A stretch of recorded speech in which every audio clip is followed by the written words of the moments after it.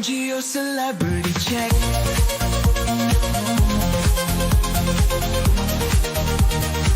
Tune in now, folks, we need to talk about this.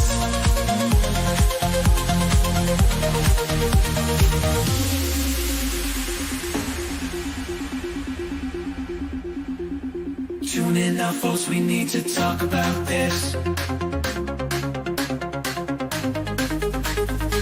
Tune in now, folks, we need to talk about this. Georgio says it's time for Georgio Celebrity Check.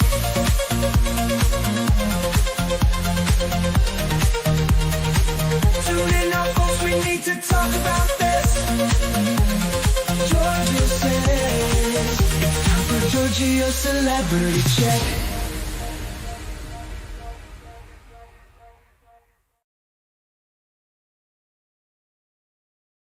All right, everyone. Welcome on in. It is Wednesday, January 15th. And yeah, we're here obviously to recap the Real Housewives of Beverly Hills. Lots to talk about there. Kyle, I have a lot to say about that. I did have some time to think about it after my short recap, and I read some of your comments. I can see where you guys are going with with regards to the screenshot, but I will discuss that. Just quickly want to say hi to the people that showed up early. Hi, Just Kelly. This work stuff really gets in my way sometimes. I know, the nerve of people to think that we should be working at this hour when we're here to discuss Beverly Hills. And of course, Jeff is in the house. Actually, he's actually diagonal from me. But yeah, lots to discuss. I am going to update you guys a little bit before I get into the recap. There was an article that came out via TMZ regarding an update with Justin Baldoni's lawyer and him asking Marvel and Disney to keep all receipts in regards to the movie Deadpool. So that's going to be interesting. So I'll fill you guys in on that. And yeah, we're just going to keep it light and cute. It's Wednesday. There's a lot to talk about with Beverly Hills, so I want to spend time doing that with you guys. So I guess without further ado, let's just jump right on in.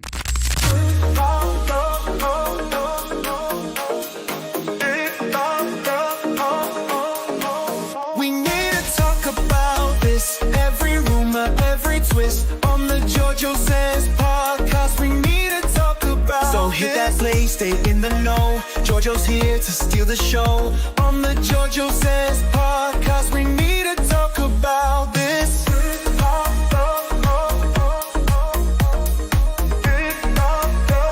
We need to talk about this. All right, everyone. So, yes, we need to discuss a few little topics before we jump into episode 7 of Real Housewives of Beverly Hills that was titled, What the Chuck? Also, a lot of you guys were roasting me in the comments because I said I love Chuck E. Cheese pizza. It's not a lie. I love Chuck E. Cheese pizza. They make some damn good pizza. And actually, watching the episode made me want to just go to Chuck E. Cheese just to have the pizza. Unfortunately, the ones around here are a little bit dusty. That one, though, looked nice that they went to. And the pizza looked really good, too. Anyhow, we need to discuss some little hot topics. I want to talk about the Justin Baldoni of it all. You know how it goes. I'm going to update you. Not on Instagram, though. I'm not posting any more about this on Instagram because you guys are so triggered over there. I don't get it. But I'm going to fill you in here. I actually think this part of it's going to make this legal case very interesting because it now involves Ryan and Ryan's bosses over at Disney and Marvel, and this whole good pool character that they're saying is spoofing Justin, and a lot of people have been pointing this out for weeks now. It's so crazy. I can't even imagine, like, because we're not gonna even get into the thick of any of this because they're not gonna have any court dates scheduled till like end of 2026, maybe early 2027. I think is what I understood. So it's a long time coming. I know I talked about it yesterday, but also there was that Blake Lively's lawyers were trying to issue the lawsuits to the plaintiffs, or sorry, the defendants, like Justin, who were, in the middle of evacuating from those crazy fires in Los Angeles. So I don't know if that was the best vibe. But anyways, let's get into some quick tea. Georgio Says, quick tea, quick tea, quick tea.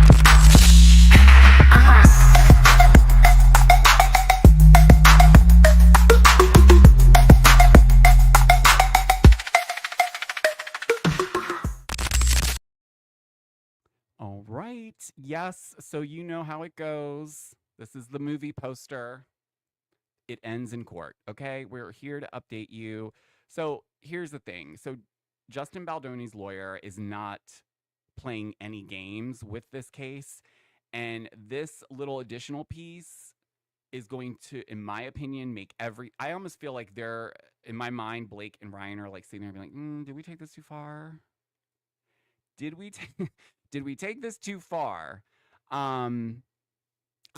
Look, the way I'm seeing it, I'm trying to be neutral, but the more and more I look into all these details, I just can't help but wonder that, maybe Blake and Ryan are the problem here, and maybe their egos were so big because they are powerful beings. At least Ryan is, for sure. Maybe their egos got the best of them and they didn't think that Justin would fight back, or maybe they thought that Justin would try to settle or stay silent or just go away. Who knows? But Justin's clearly not doing that. And, to be fair to Justin, this was his movie. And it does feel like Blake and Ryan kind of hijacked it and turned it into what they wanted it to be. Now, I've also said I've watched the movie and no one's seen the director's cut. I hope we get to at some point. But I actually enjoyed the movie.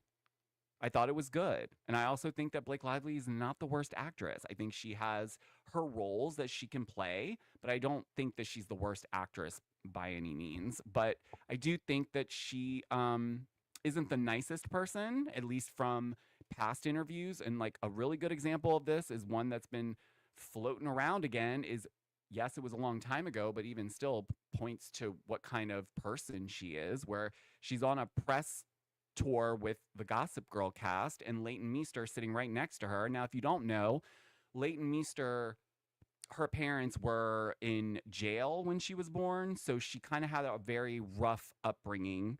And she, they ended up fixing their lives. They got out of jail and everything turned around eventually. But there was something about the question was something around being in a cage or working in a cage.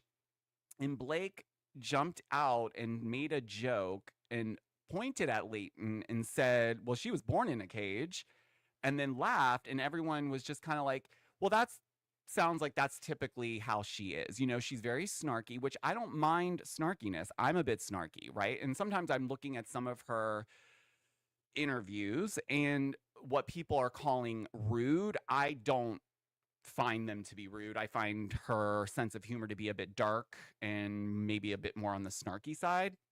So I don't think every single one that's being put out there is proving that she's rude, but there are a few that it's like, okay, she's not being the nicest today. But I don't see a smear campaign. I that part of it is where I'm getting lost in all this when we keep talking about the smear campaign. I don't see it. When I go back and look at all the press tour content and everything from Blake to Justin, it's complete opposites. Justin is a self-proclaimed feminist, which, take that for what you want. But I also get confused because then I see so many women complain about how men are so toxic in their masculinity and they would just appreciate something a little bit more not toxic. But then you have someone like Justin who I've gone back and back. I cannot find anything that really says otherwise. Now, I'm not saying he's not a piece of shit. Maybe he is behind closed doors and he's just perfected his image like a lot of celebrities do. But I've not heard anything either. Like looking and digging into old interviews and even other actors that have worked with him, have come out and spoken in support of him. And that, I'm not saying that that covers him from anything that he may or may not have done, but it doesn't seem like it's adding up, because it's like the way it's written in her complaint and then the lawsuit, and then the way she's talked about some of these elements, like the intimacy coordinator and those types of things, like in her side of it, it was as if like that wasn't even an option, or there was no one around to kind of coordinate those things. So that left Justin to take advantage, quote unquote, allegedly, and then sexually harass her. And then on top of it, she claims that he says, I'm not even attracted to you. And it's almost like, based on these other theories that people are like speculating on, which I don't spend too much time on because there's no concrete evidence for it, but like a lot of people speculate that maybe perhaps Blake caught feelings for Justin, and so that's probably, I don't know, something maybe have gone awry. Because again, I watched the movie, they had really great chemistry. You would never have known, if you never saw any of the press tour or knew any of this stuff, you wouldn't have thought that they had a problem with each other at all. In fact, you might think quite the opposite, because we know, allegedly, Ryan and Blake met on the set of The Green Lantern when Ryan was still married to Scarlett Johansson and Blake was dating Penn Badgley from Gossip Girl. Now, coincidentally, when that movie ended, all of a sudden, Blake breaks up with Penn, Ryan divorces Scarlett, and then the next thing you know, Ryan and Blake are walking down the aisle on a plantation. No, like a real plantation. I think they saw it on Pinterest. Ryan did speak out about the plantation thing years, I think it was in 2020. He said that he's from Canada and he didn't understand anything about that, or didn't understand the gravity of that, which is weird because if you look up the plantation, it's a plantation.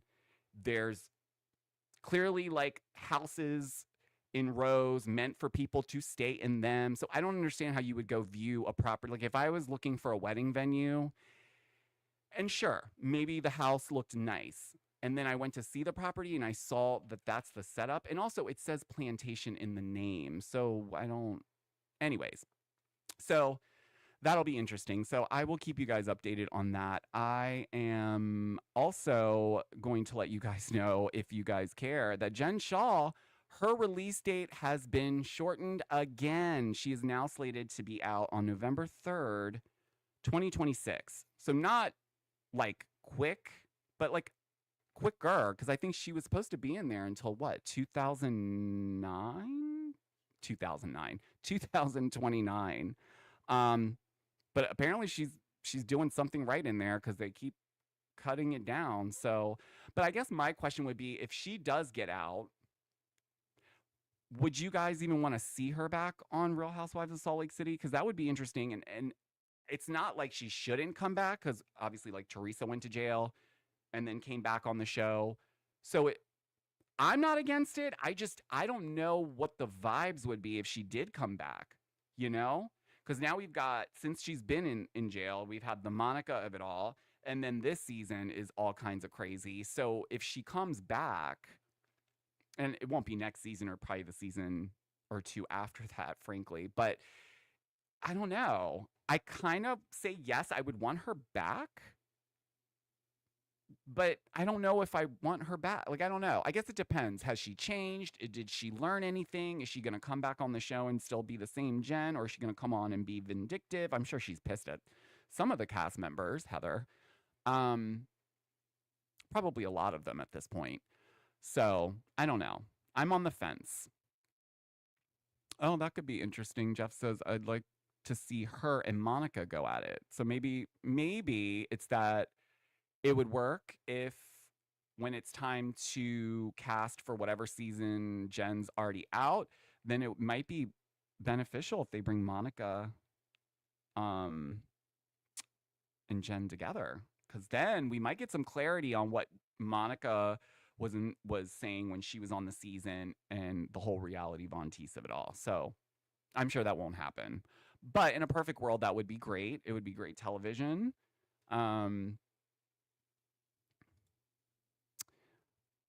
Adam's in the house. Guys, if you don't mind hitting the like button if you're in the live chat, I really appreciate it. Also, subscribe if you're not subscribed. I go live Monday through Friday, uh, 4 p.m. Eastern Standard Time. And I'm also, I mentioned it quickly yesterday on yesterday's show. A lot of people on Instagram are like, well, what about us? What about us? So I've put together tentatively, I haven't come up with the exact time yet. I'll let you guys know on Friday. But I'm doing a morning live on Instagram because I know a lot of people are more active in the mornings there, and you guys really want me to do more lives on Instagram. So I am going to do that. I just need to pick a good time. So I may even post a poll on Instagram stories just to kind of see what the target time that works best for most people to join would be. So stay tuned for that. All right, I think that is all I want to talk about in terms of quick tea, because I do want to get into this episode recap, guys, because it didn't seem like a lot happened, but there was a lot happening, if you know what I mean. It's time for Georgio's Real Housewives episode recap. We need to talk about this. Let's get into this episode recap. All right, so what the Chuck? That was the title of the episode. Obviously, that was playing into the Chuck E. Cheese of it all, which, again, I love. Chuck E. Cheese, if you want to sponsor me, I will come and shoot content and eat pizza. Where do we begin? Okay, so we pick up basically from the Viper Room. So last week's episode, we ended with what seemed like it was going to turn physical between Dorit and Kyle, because if you guys are not watching, Dorit is on fire and she's smoking cigarettes. Okay. That's how you know she does not, I'm not going to cuss this early on the live. She does not give a crap. Okay. She probably thought they weren't going to use that car footage because a lot of times they do keep those car cams installed in your car. But a lot of times when they're filming in their car, they can't play music because they can't get clearance for it. So they're just in silence. So they probably film a lot of stuff in the car that doesn't get used. So I think Dorit was thinking, oh, they're not going to use this scene. There's nothing really happening. I'm just driving down the canyon. So she was like, fuck it, I'm going to smoke a cigarette. And smoke as she did. But anyways, these two are going at it. Now, I do want to say last week, I did think it was a bit interesting that Kyle got so defensive when the whole question came up around Dorit saying, like, do you talk to PK? Because what's going on? And she's like, really our like communication is just like memes and like funny joke stuff, like emojis and laughing emojis. And I don't believe that because I have friends that I send memes to, but I also send messages that are not just memes and laughing emojis and that's it. So I don't believe that that's all they're talking about. But I also think, and I had some time to think, and when you guys were pointing some of this out, I was like, oh, that could make sense too. A lot of people were saying it could be the reason why Kyle is still communicating with PK is maybe perhaps she knows that PK and Mauricio are close, and this is a way for her to keep tabs on Mo. That's obviously just a theory, but it would make sense, right? Because if you see Kyle on the show, she kind of deflects away when people try to point out like, oh, your situation is like this, or like, you should get a divorce because you never know, he might try to do something. And she always does this whole thing. She's like, well, what are you talking about? No, that wouldn't happen to us. No, that wouldn't happen. No, he wouldn't do that. No, that's not what he did. No, I didn't say that. And it's a lot of that. And so no shocker there. Kyle's always been a deflector, but she wants you to be honest. She wants you to be honest, but she's not going to really be honest herself. But yeah, so they're in the Viper Room and Kyle's veins do quite literally pop out in her forehead when she's at that point. And I guess that pissed Dorit off, the veins, because she like leans in over the table and is like getting in Kyle's face and being like, bitch, you're not doing this anymore. The rules have changed, And then you have Bose, who's a newbie this season, and she's very smart. Okay, there's no denying that. She is picking up everything that's happening, and I think she's piecing it all together. And I know a lot of people are not a fan of Dorit, and even still this season, people are like, "Oh, she's clearly producing this for a storyline." If she is, fine, I don't care because we've seen so many housewives do that. But there's parts of me that feel like this is not all produced. Maybe there's moments, where she's kind of like embellishing, if you will, because it's reality television, right? But I think overall, I think this is real. I think what we're seeing is someone who's finally been given the last warning, like the very, very, very last warning about you either keep it real with us or you're off. And she was like, "Oh, well, then I'm going to keep it all the way real. And actually, I'm pissed off at this bitch and that bitch. And he's an alcoholic. And yeah, what else do you want to know?" And so I don't know. I find it refreshing, maybe because of what I'm dealing with personally right now. Like I'm going through this resurgence of like finding ways to, not deal with bullshit anymore. So there's this aspect to Dorit's energy this season that I just absolutely am living for. And so is Just Kelly. And so many of you. I get so many messages like, "I love this Dorit. Where has she been?" I'm like, well, sometimes you got to be pushed through a lot of shit. But ultimately, Dorit decides, you know what, this is my real life. I'm not going to play this game. I'm leaving. So she storms out of the Viper room. Erica walks out with her. Now, this is the other thing that I picked up on this season, specifically with Erica. Erica has a very unique perspective from where she sits based on what she's been through, right? We've watched it unfold. I was a part of that as well.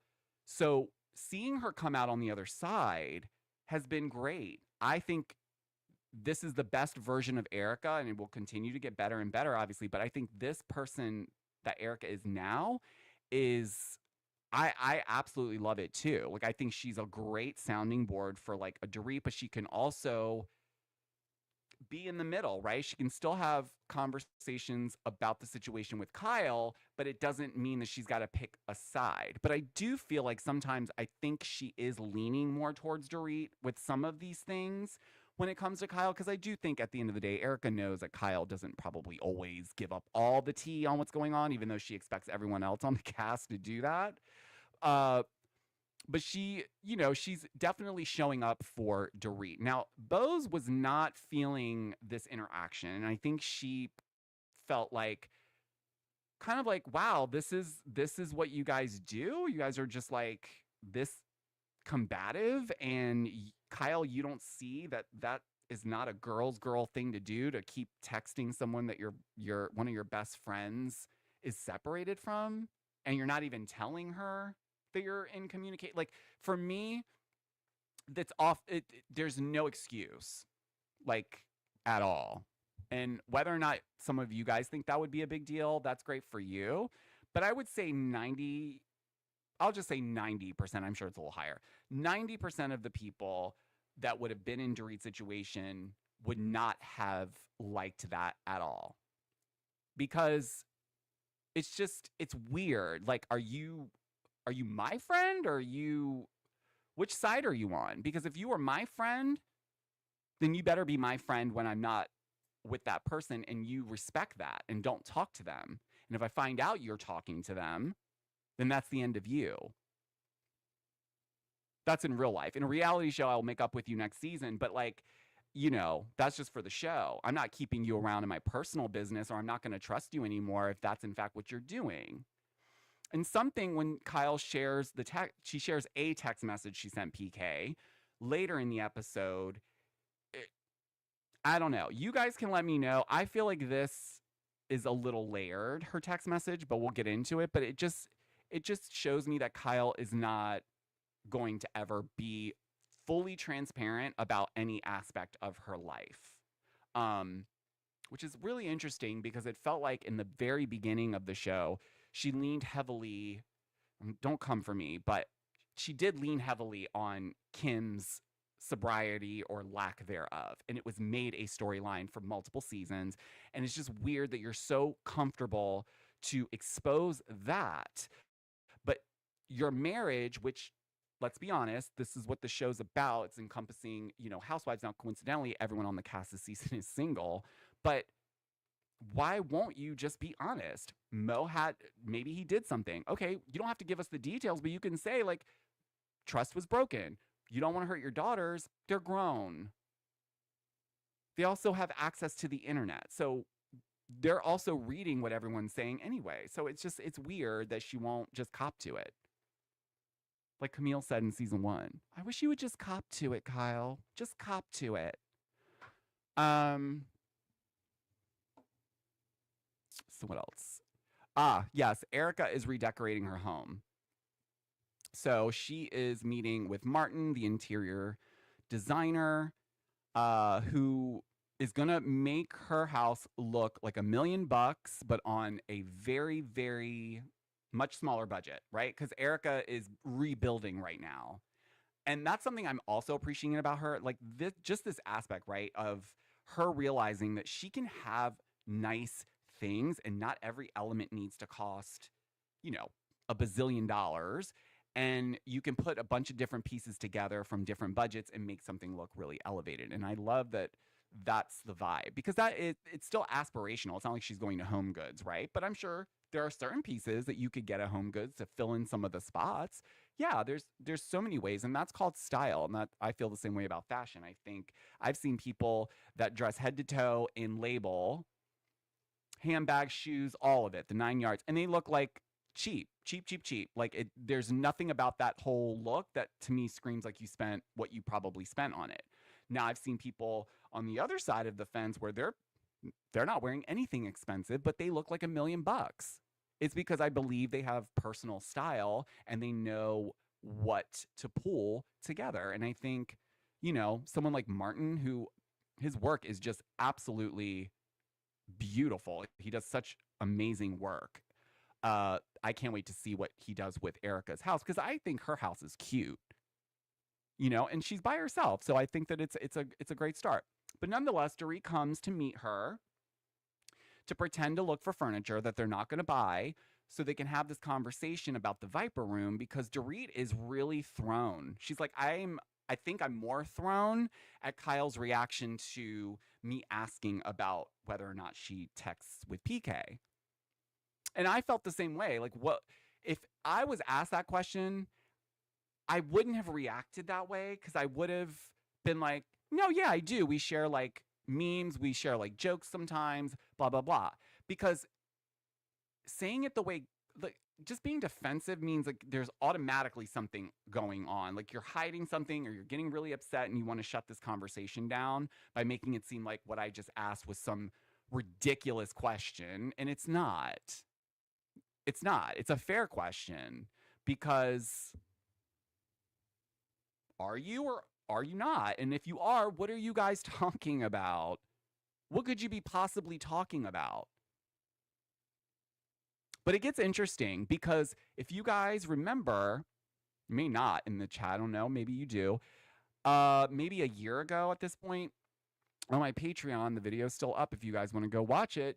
Those rumors about Dorit and Mo, those were floating out there, and we all saw the picture, and then we saw it last night because Kyle brought it up. And so it's interesting. The dynamic just seems very off, and I don't feel like we have all the information as to why Dorit and Kyle really kind of fell out.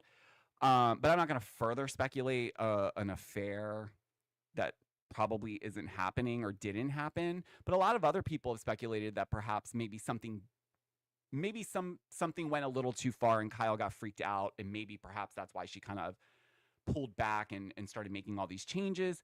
Who knows? All I know is Dorit is not, she's not having it. And I don't think that Kyle's reaction made it any easier, because all it showed Dorit was that basically you're lying. Because if you weren't, you'd show me the texts. I would. If I would, let's just say it was innocent and Kyle was texting back and forth with PK, because maybe she didn't think of anything of it, because she's like, well, everyone was good before and you guys are not in the worst space. So what's a little emoji or a little meme gonna hurt?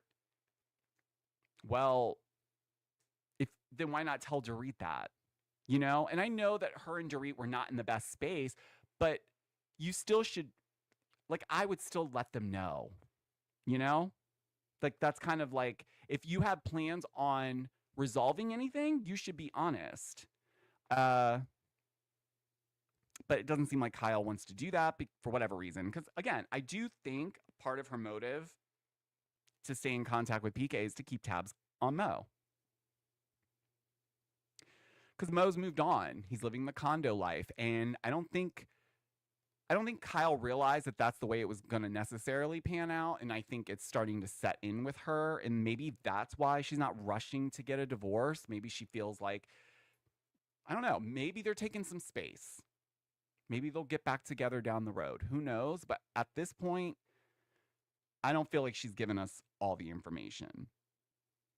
So, speaking of which, Sutton then has Garcelle and Kyle over to her house to have a little country club, nosh, and some tennis. And they start discussing the Viper Room, obviously. And Garcelle and Sutton both, again, were like, no, we wouldn't have been good. We wouldn't be good with that either. Like, that would not be okay for us. And Kyle's point was like, right, but they didn't have like this situation where there was like infidelity or anything like that, where it was like, absolutely not. But then Garcelle was like, yeah, but they still have this like animosity towards each other, at least right now. So like that just doesn't vibe well. But then Sutton's messy, you guys. She was like, well, you dealt with infidelity talking to Kyle, and Kyle immediately does the stumped face that she does of like, who? And she's like, you. She's like, I didn't. She's like, Mo did.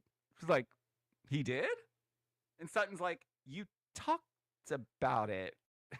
Then they flash back to the reunion, and she didn't really say that. She kind of alluded to it, though, because the way she kind of pieced words together and the way that she was emotionally reacting while she was saying it led people to think that he stepped out. But let's be clear, that wasn't the first time we'd heard that, and I'm sure it wasn't the first time Kyle's heard it either. So I think Sutton was more in the comment section of, the social media post, because her and Garcelle, they love taking what the viewers are saying and asking and bringing that onto the show. So they're still doing that. Because, Sutton didn't accidentally slip and say that. She knew what she was doing. She was trying to catch Kyle off guard. It almost seemed like it worked, but Kyle's clearly too smart for that. So I don't find her to be someone that's going to walk into something at this point and not be prepared. But it was interesting because her reaction was almost like, what? What are you talking about? Like, she never made any mention of anything last season where, like, there was clearly conversations where she was having with the girls about the DM situation in particular, where she found that to be highly disrespectful and she hated that he would engage in those. So there was little pieces that she was kind of letting out. But again, she's very much trying to protect the narrative for her kids. I really do believe that. I think she really doesn't want her kids to have to deal with that being out there on top of everything else that's being speculated on, even still. So yeah, it was interesting because, and obviously like Garcelle also in her interview was like, people have been discussing this and it's not confirmed, but there's a lot of smoke, so and this is, like I said, this has been chatter for years. The e-cigarette medium Allison, she even said that she's heard that he likes to have a good time. And listen, I don't know what their arrangement was. I don't know maybe she was like, look, as long as I don't know about it and it doesn't get out there, I don't give a shit what you do. Don't make me look stupid. Have a good day. And then here you go. And then things are trickling out into the public spaces and you have people discussing these rumors. And it wasn't just a one season rumor. This has now taken 2 seasons worth of time that people even now are still speculating. Even at the beginning of this season starting, people really thought going into it, we were going to get some tea around this, like, possible affair that may have happened, but we didn't, because I don't think that Kyle would ever, even if that was the case, she's not going to put that out for everyone to comment on. So I think everyone understands the assignment there. So I don't think we're going to be getting any tea on that. But what I did think was interesting was Kyle, you have a new housewife. She's got to go and she's got to be able to, not control what the new housewife sees and feels about people, particularly her. Because Bose doesn't have a really good impression of Kyle thus far. And to be fair, she hasn't really had a one-on-one with her. So this is like the first one-on-one. But man, can I just say how much this must have sucked for poor Bose, who had to go in and get surgery to remove thyroids. And like they show like she gets up at 4:30 and her man takes her to get the surgery. And then they show you 4 hours later and then she's coming home and then he puts her in bed. And then another 5 hours later, hopefully she took a nap, she did her hair and she did a little makeup and she's in bed and here comes Kyle. It's like, damn, you guys couldn't give her just a day to recover. You're like, she literally got stitched up and they threw her in bed and they're like cameramen coming in and out of the house. It's just like, it's wild. But anyway, so Kyle shows up and clearly she's there because she knows that Bose really likes Dorit and they seem to be getting very close very fast. So she wants to make sure that she doesn't have like an enemy in Bose, right? She needs to have as many people on her side or neutral as possible. So she goes over and, Bose starts explaining to her, like, that was crazy at the Viper Room. Like, what's going on? Kyle's like, yeah, I don't know what that's all about. And then she goes down this rabbit hole of saying like, oh, well, I could be also upset because she had to go on publicly defend this rumor about her and Mo. And then she opens her phone and she shows that screenshot that we all saw where, Dorit is hugging Mauricio from behind and then she kisses him on the shoulder or on his back or something.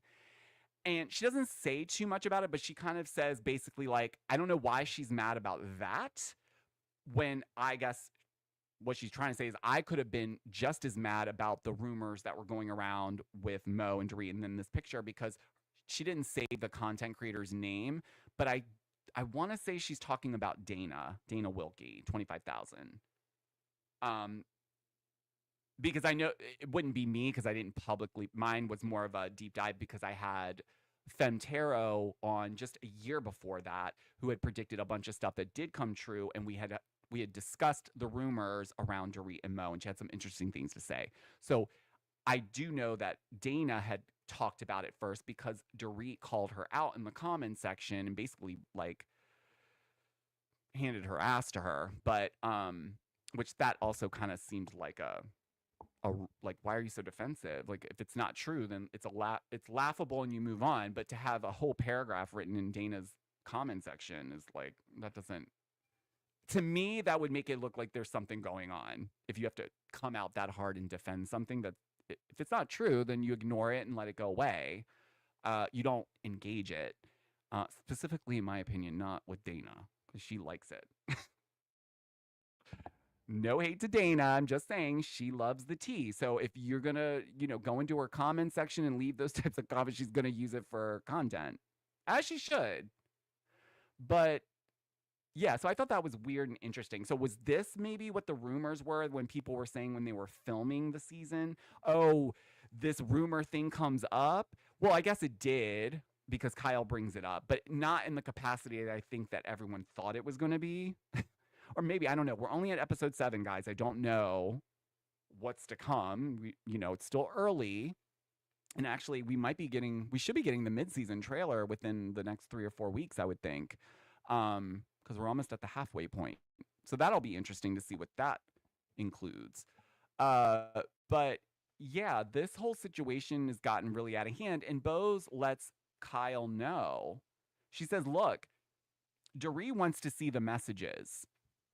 She wants to see the messages because the whole thing about, her even asking Kyle and Kyle having this reaction was just so, I would have been thrown off too. And that would instantly make me want to see the messages for me to be able to feel resolved. And I know that sounds crazy.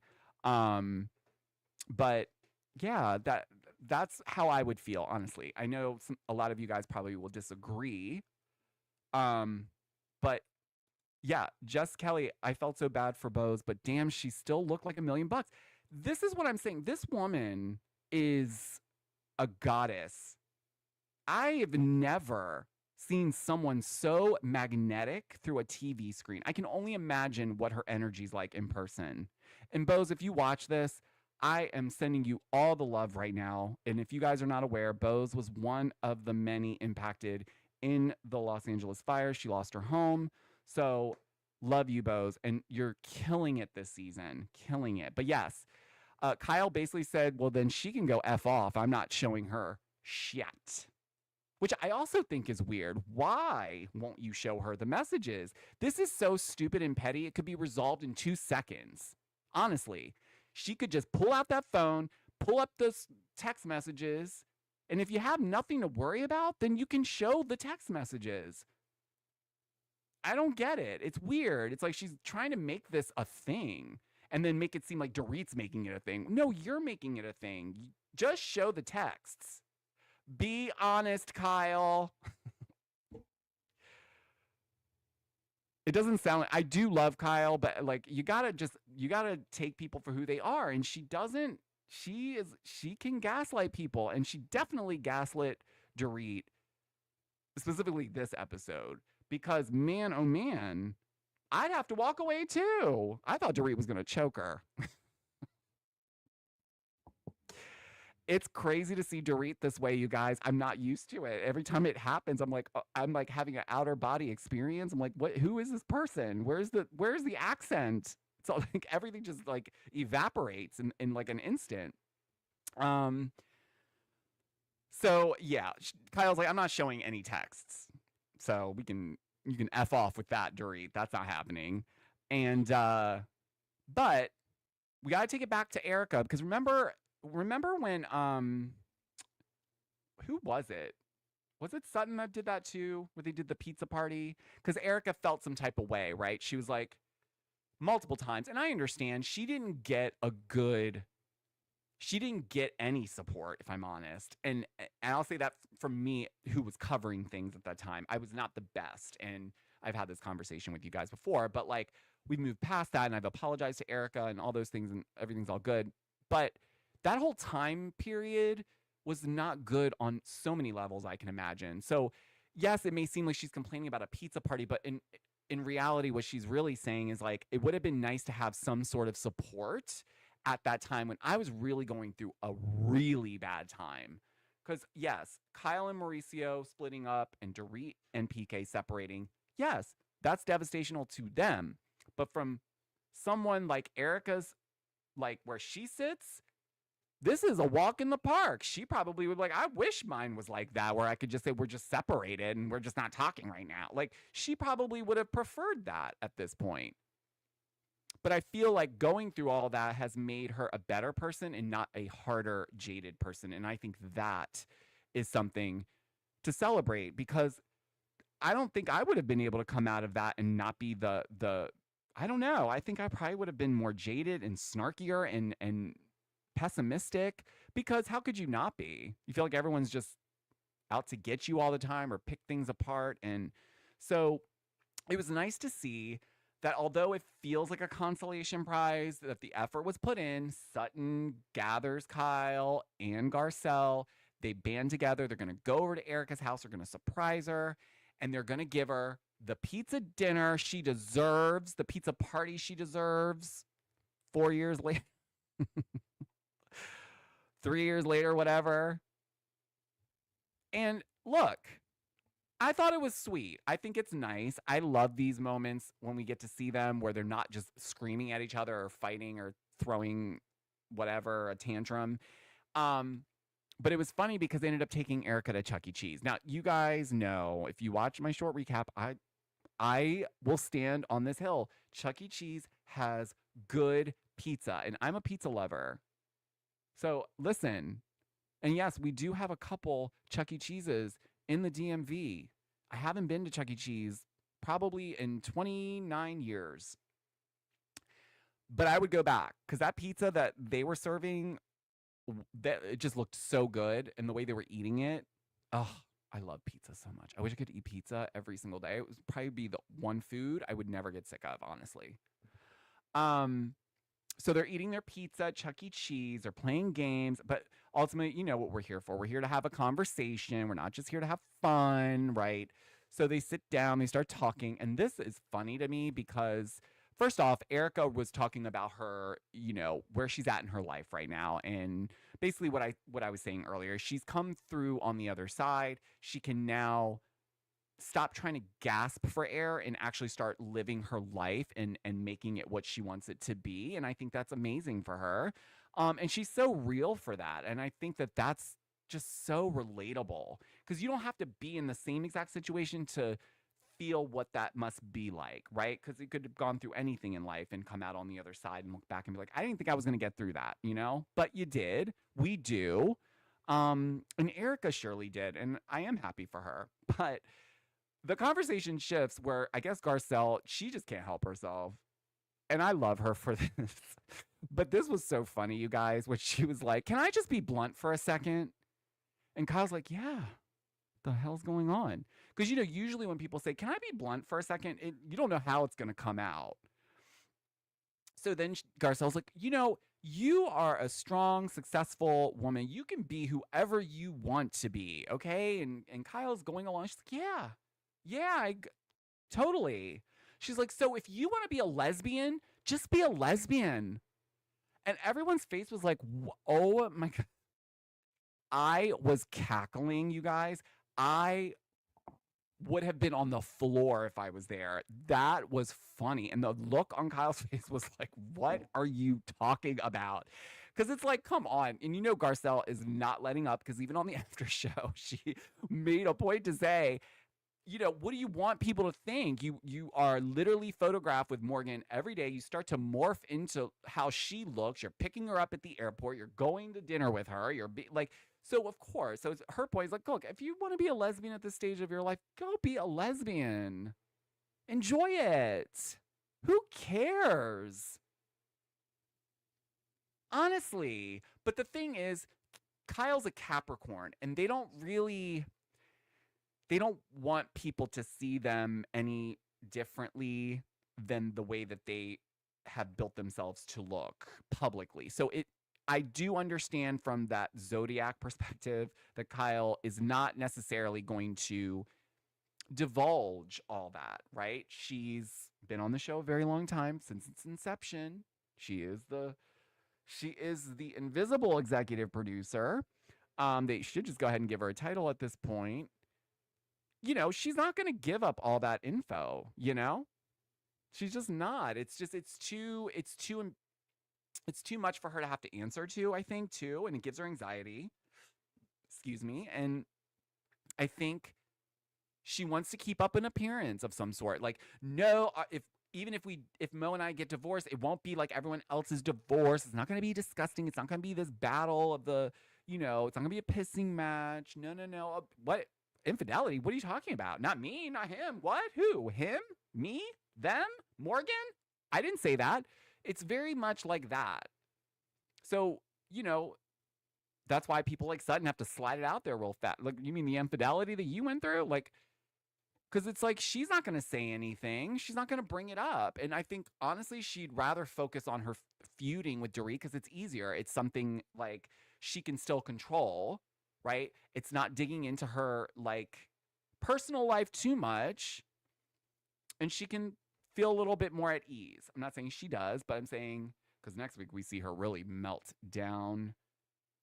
Boy, oh boy. But I do think it was interesting because we get to this point where she does pull out a screenshot of a text message and does this whole thing, right? Which doesn't make sense. It doesn't make sense because why are you telling the ladies at the table that this time and only this time am I going to show you the text that I sent him?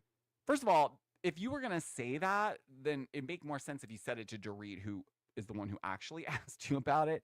But telling these three that you're not going to show them after this time is ridiculous. first of all, the message that she shows, I think it was sent after they announced their separation. And the message basically, I'm paraphrasing it. It was essentially like, hey, I know you have friends, but I'm your friend too. And anything you've told me, I will never tell anyone. You can trust me. Like we'll keep sending memes and laughing emojis. Right? Okay. The underlying part of that text though still pisses me off for the fact that now it feels like, even though you said you weren't going to talk to him anymore, how am I supposed to believe that when I'm reading that you're saying that whatever's spoken between you two, you're not going to tell anyone, not a soul? So no, I don't trust you now. And it seems like you're lying. Seems like you're lying, because you could have said that. You could have pulled that exact message up and shown it to Dorit right then and there, and she could have had whatever feeling she wanted. Because let's be clear, let's stop telling other people how they should feel about what they don't prefer. So if she feels that Kyle is going behind her back and texting with PK and they're not even in a good space right now, why? Why are you doing that? Were you friends with PK first? I don't think so. I think you got introduced to Dorit first and then her husband, who then coincidentally became couple friends with you and Mo. But now you're doing this whole song and dance where you're like, I am a girl's girl, but I'm still going to text your ex because he's my friend too. Like, no, because here's the truth. If we flipped this around this season and it was Kyle in Dorit's seat, Kyle wouldn't even probably film with Dorit the rest of the season if she found out everything we found out up until this point. She wouldn't. Are you insane? What planet would she ever be okay with that? She wouldn't. And that's where the hypocrisy comes in on her part. Because it's like, you wouldn't be okay with any of this either, Kyle. Would she be okay with Dorit texting with Mo while Mo's living condo life? I don't think so. I don't. So, yeah, not looking good. But Garcelle, she... I love it. Garcelle goes over to Beau's house and visits her, brings her some Jamaican food. And I do have to say this, guys. Like, I totally respect people's homes. I do. I totally do. I get it. But, like, the whole, like, take your shoes off when you come into my house bit, it's just annoying. Specifically if you don't know ahead of time, right? I wish someone would just say, when you are coming over, you will be expected to take your shoes off. Because if sometimes, like for me, I've been in situations before where like I have certain boots where maybe you guys understand, maybe you don't. I have some boots, I love them, but the zipper is, something about it is a pain in the ass. So once you got it on, you're like, I don't have to deal with this until it's time to take these off. I'll deal with it then. Then you get to said place and they're like, sorry, shoes off. So now I look like the dumbass that's sitting in the corner by the front door, spending what seems to be an exuberant amount of time trying to get these boots off. And then thinking, oh God, it took me 15 minutes to get this one zipper up because of the patent leather and all the whatever. Now I got to sit here for another half hour when I'm ready to go. So I felt Garcelle's pain when she walked in. He was like, you have to take your shoes off. She's like, but it's part of my outfit. But anyways, she sits down with Bose to fill her in on what's been going on. Okay? Because she got some tea. She did. She said, we got to see the text. And Bose said, come again? She said, Kyle showed us the text that she sent PK. And then she paraphrased it for Bose. And Bose was like, well, wait a minute. So she lied? Yes, that's what it seems like, Bose. She lied. Which also makes it that much more clear that the reason why Kyle went over to see Bose, or at least part of it, was because she wanted to give her that information that there was this rumor that Dorit was, too close to Mauricio and possibly had this like affair allegedly that they both said was absolutely stupid and ridiculous. But yeah, we're still talking about it. But Bose is like, I don't think I don't think that Bose and Kyle and Sutton are going to get on, at least from what I've seen thus far. I think Bose is got a lot going for her, and I think she is strong, and she knows when to step in with an opinion and when not to. That is something I've noticed about her, and I love that about her. She's an observer. That is how I am. I like to observe people before I make any opinions. And, you know, to me, I think that is the best way to approach when you're in a new group. Like when you're the new one in a group that's already existing, like you have to do a little bit of catch up. And I think, you know, for the last 7 episodes, that's what Bose has been having to do, because every time she shows up at an event, she's, you know, hitting it off with Dorit, but then she senses there's this weird tension with some of the other people in the group. So she does ask Garcelle, like, why don't you like Dorit? And, you know, Garcelle's like, well, she just talks too much. And sometimes I appreciate the details, but I'm like, do you need to talk like this all the time? Now, listen, as someone who's been called a ranter and likes to talk and talk, I even sometimes have been like, oh my God, Dorit. But I say that about myself. I say it out loud on here. I catch myself in the middle of a rant all the time. And I'm like, okay, let's move on. So, you know, I don't think that's enough of a reason to just not like someone. I can see that being annoying, but I do wish that Garcelle and Dorit could find a way to at least get to a place where they could move their friendship forward. Because like this season, we're seeing like Garcelle and Erica are in a much better place. They're even going to be having a good time later in the season when they go on their cast trip. So I just feel like there's room for more friendships to grow. It's just, I think people need to start being more real. And I'm sorry, but you know, Dorit, to me, she's lost the accent. She's got veins in her neck. She's lunging over tables. She's not producing herself. She may embellish, but I think most of them do, because they're on a reality show. But I don't know if I'm going to sign off on this being fake. I don't know. There's something about it doesn't seem 100% inauthentic. So, I mean, I could be wrong. Maybe she is a really good actress and whatnot. And they're laughing all the way to the bank. Who knows? All I know is that episode was damn good. It was damn good. Because, you know, sometimes the episodes that kind of don't have too much happening in terms of like animations, if you will, typically means there's not a lot of stuff happening for that episode. But this one was not like that. It was very interesting because you could see the calculations a little bit, because you see how like Kyle has to have the one-on-one with Bose. It has to be the day that she gets back from the hospital after surgery.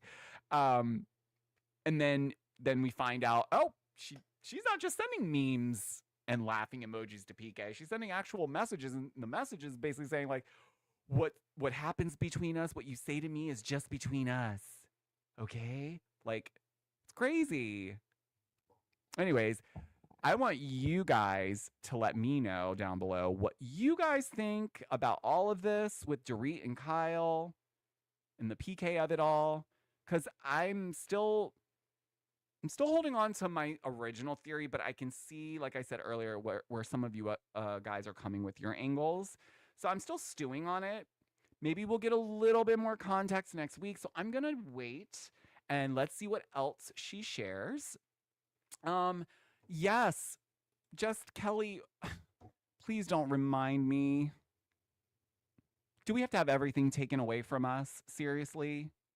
Yes, it is the season finale of Salt Lake City tonight. Where did the time go? Didn't it feel like it just premiered? I swear I just showed you guys the trailer for the season like 2 weeks ago. How are we at the finale, and how, like, the reunion preview came out today. Like, it's all happening too fast, guys. It's too fast. Tonight is going to be all kinds of mess. I know it. It's going to be all kinds of mess. The reunion looks like it's going to be all kinds of mess. Jen Shaw's supposed to be released November 3rd, 2026. Salt Lake City's about to get really hot, I feel. All right, let's see what else is going on in the chat. It's a little quiet in here. It's okay. Adam said, I loved G dropping the T to B. Yes, I actually was happy to see this moment because I'll be honest, I didn't know up until this point how Bose and Garcelle really kind of felt about each other. Not that I felt like they didn't like each other. It just didn't feel like they had any interactions one-on-one. So it was nice to see her have a one-on-one with Bose. And I think it's good because Bose is really, like I said, I'm obsessed with her. But I I laughed so hard when I heard Jeff is going to the government. Yes, we are. Listen, I'll leave you with this. If you're on TikTok, please, please, please do not believe everything you're hearing out there. There's been no extension. None of that's true. Under the Desk News is the only person that I find that has the real tea on the TikTok stuff. So if you guys are on TikTok or you're interested in what's going on with that, Under the Desk News, they are legit, excuse me. They are legit, and they have been at they were at I believe, the Supreme Court hearing when they were questioning the CEO the first time. They are literally sitting right behind the CEO. So, just saying, there's a lot of creators that are trying to fearmonger people with information or try to get people really excited unnecessarily, and it's not true. I saw another thing where someone was saying there was some sort of loophole where certain government officials were going to still be able to use TikTok, but no one else could. So there's a lot of stuff happening. We've had no decision, though. There's no decision either way, but TikTok did say that either way, unless they come up with something before the 19th, which doesn't seem likely, 4 days, less than 4 days, that will get them to, come up with a solution. They're just going to black out our user profiles and all the data associated with our accounts here in the US. So that means on the 19th, guys, when you wake up, it will be redirecting you to a website, which will probably ask you to reach out to your local political people that are the people that put us in this mess to begin with.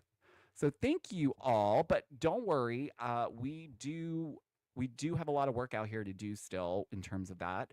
I see a lot of people on Instagram commenting, who cares, just ban it, it's just another social media app, it's stupid, it's this, it's that. I won't go into all the points that prove how stupid those comments are, quite frankly, because people's livelihoods are literally going to be turned off on the 19th. So everyone's saying, go get a 9-to-5, go get a job. No, you go get a 9-to-5.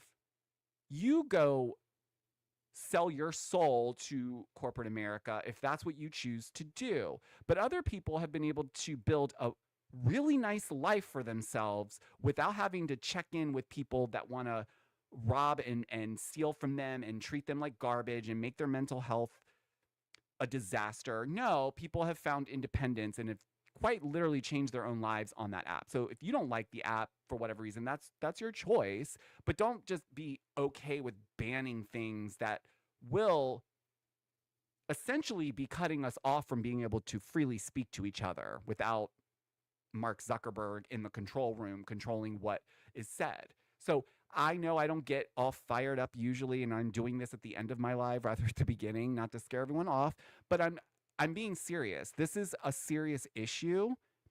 It's not just about the money. It's more than that. This is our right, and I feel like our government is playing in our face.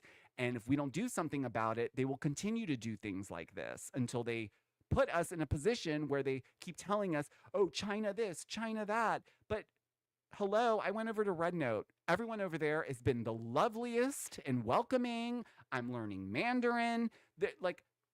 I'm not saying that that's the next TikTok. It's not. And people really should educate. If you're going to go over on the Red Note app, please respect China and their government and their rules, please, because there's a lot of people flooding their app with content that is absolutely not allowed there.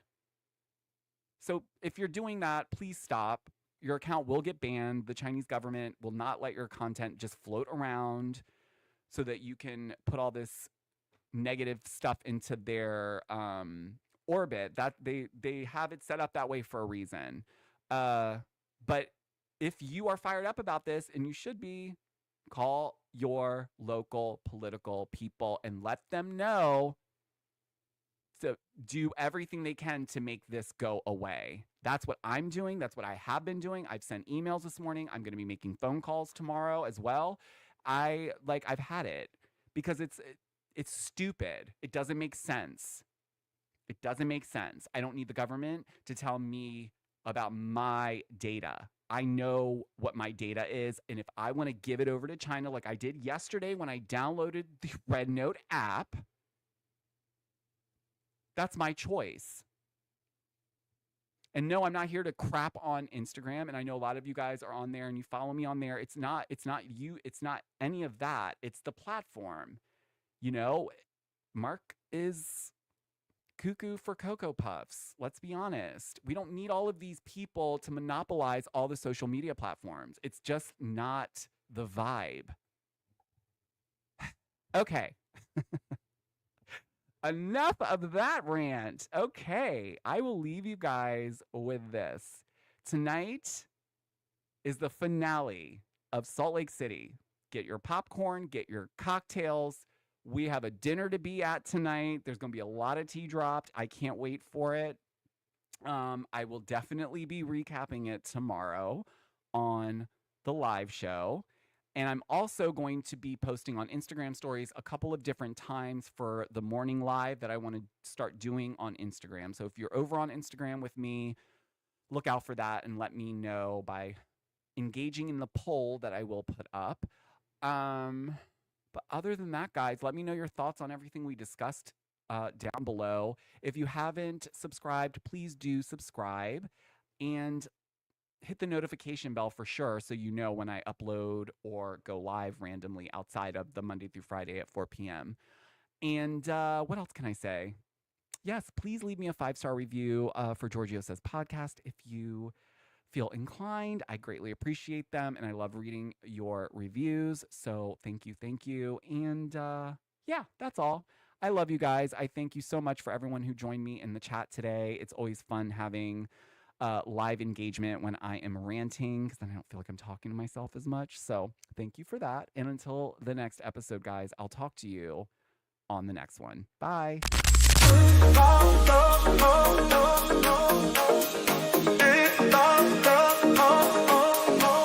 We need to talk about this. Every rumor, every twist on the Georgio Says podcast. We need to talk about So hit that play, stay in the know. Georgio's here to steal the show on the Georgio Says podcast. We need to talk